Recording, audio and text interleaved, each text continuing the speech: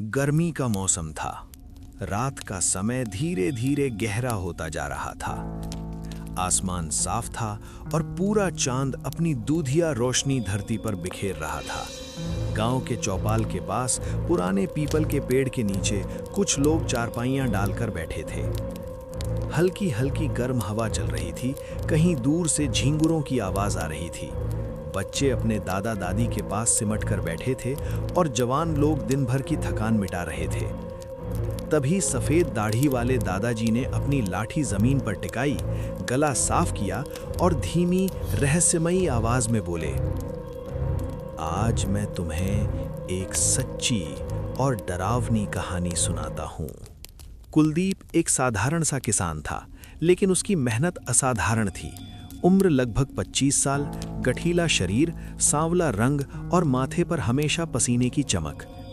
गांव के लोग कहते थे कि अगर मेहनत का कोई दूसरा नाम है तो वो कुलदीप है। सुबह सूरज निकलने से पहले उठ जाना, बैलों को चारा देना, कुएं से पानी खींचना, खेत जोतना और देर रात तक काम करना, यही उसकी जिंदगी थी। उसके पिता का देहांत कई साल पहले हो चुका था। घर में बूढ़ी माँ और छोटी बहन थी। पूरे परिवार का सहारा वही था। उसके पास ज्यादा जमीन नहीं थी, बस 2 बीघा खेत, मगर वही खेत उसकी दुनिया था, उसकी उम्मीद था, उसका भविष्य था। लेकिन उस खेत की एक बात सबको डराती थी। वो खेत गांव से बहुत दूर था, लगभग 2 कोस अंदर, और चारों तरफ घना जंगल, इतना घना कि दिन में भी धूप ठीक से जमीन तक नहीं पहुंचती थी। गांव के बूढ़े लोग कहते थे, उस जंगल में कुछ ठीक नहीं है, रात को वहां मत जाना। लेकिन कुलदीप इन बातों पर हंस देता। डरने से पेट नहीं भरता काका, मेहनत करनी पड़ती है। उसे क्या पता था कि एक रात उसकी यही हिम्मत उसकी जिंदगी का सबसे बड़ा डर बन जाएगी। सावन का महीना था।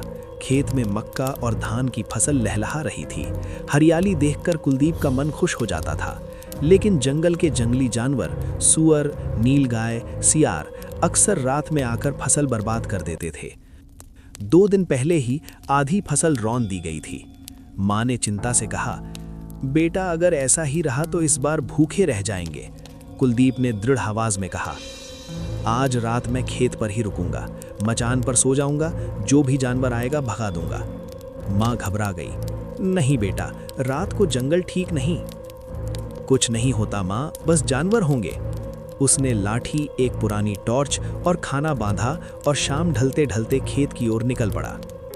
जैसे जैसे वो जंगल में घुसता गया, हवा ठंडी होती गई।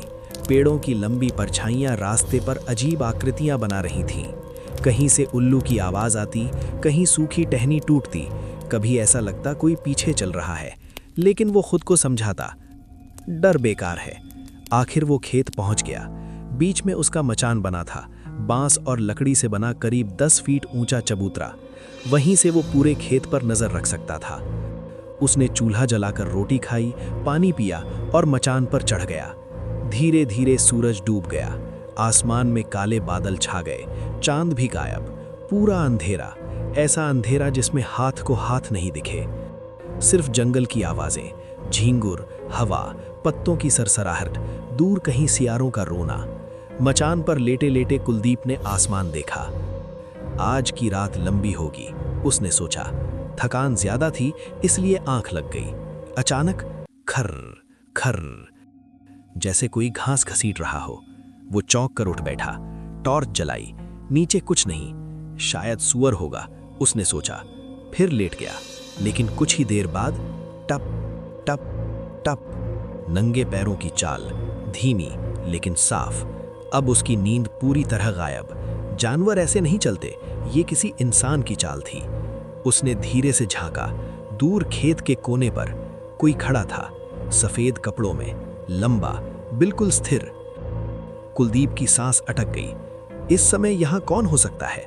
उसने आवाज लगाई, कौन है वहां? कोई जवाब नहीं। लेकिन वो आकृति धीरे धीरे उसकी ओर खिसकने लगी। चल नहीं रही थी, जैसे जमीन पर फिसल रही हो। अब उसका दिल जोर जोर से धड़कने लगा, हाथ कांपने लगे। अचानक एक धीमी हंसी गूंजी, औरत की आवाज, लेकिन बहुत डरावनी, जैसे किसी ने गला दबा रखा हो। उसके पूरे शरीर में सिहरन दौड़ गई। वो आकृति मचान के नीचे आकर रुक गई। कुलदीप ने टॉर्च नीचे डाली और जो देखा उसकी चीख निकल गई। लंबे बिखरे बाल, सफेद साड़ी, उल्टे पैर, आंखें लाल, चेहरा काला, मुंह से खून टपक रहा था। वो औरत नहीं, कुछ और थी। वो सीधे ऊपर देख रही थी और मुस्कुरा रही थी। फिर उसने गर्दन टेढ़ी की और फुसफुसाई, कुलदीप। उसका नाम उसे कैसे पता? उसका गला सूख गया, आवाज ही नहीं निकली। अचानक मचान हिलने लगा, जैसे नीचे से कोई जोर लगा रहा हो। लकड़ियां चरमराने लगीं, चटाक चटाक। वो ऊपर चढ़ने लगी। उसके नाखून लकड़ी में धस रहे थे। खुरचने की आवाज से ही डर लग रहा था। कुलदीप समझ गया, अगर रुका तो मारा जाएगा। वो कूदकर नीचे उतरा और जंगल की तरफ भागा, अंधेरे में ठोकरें खाते हुए। कांटों से शरीर कट गया, लेकिन वो रुका नहीं। पीछे से वही हंसी, जैसे मौत पीछे दौड़ रही हो। भागते भागते उसे एक टूटा हुआ पुराना मंदिर दिखा। वो अंदर घुस गया। अंदर हल्की रोशनी थी, एक दीपक जल रहा था। अजीब शांति, जैसे बाहर की दुनिया अलग हो। वो कांपते हुए बैठ गया। तभी बाहर वो औरत दिखाई दी। वो अंदर आने की कोशिश कर रही थी, लेकिन जैसे कोई अदृश्य दीवार उसे रोक रही थी। वो चीख रही थी, गुस्से में। पीछे से एक बूढ़ी आवाज आई, डर मत बेटा। एक साधु खड़ा था, सफेद दाढ़ी, आंखों में चमक।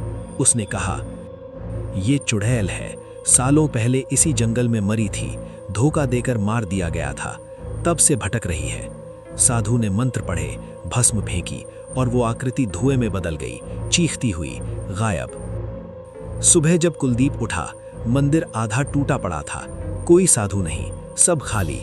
वो खेत पहुंचा, मचान टूटा पड़ा था। लकड़ियों पर गहरे नाखून के निशान, मिट्टी में उल्टे पैरों के निशान। अब उसे समझ आ गया, वो सपना नहीं था, सच था। उस दिन के बाद कुलदीप कभी रात को खेत में नहीं रुका। गांव वालों को भी मना किया, लेकिन कहते हैं आज भी अमावस की रात उस जंगल से एक औरत की हंसी सुनाई देती है, ही। और कभी-कभी मचान अपने आप हिलने लगता है, जैसे कोई अब भी इंतजार कर रहा हो अगले शिकार का।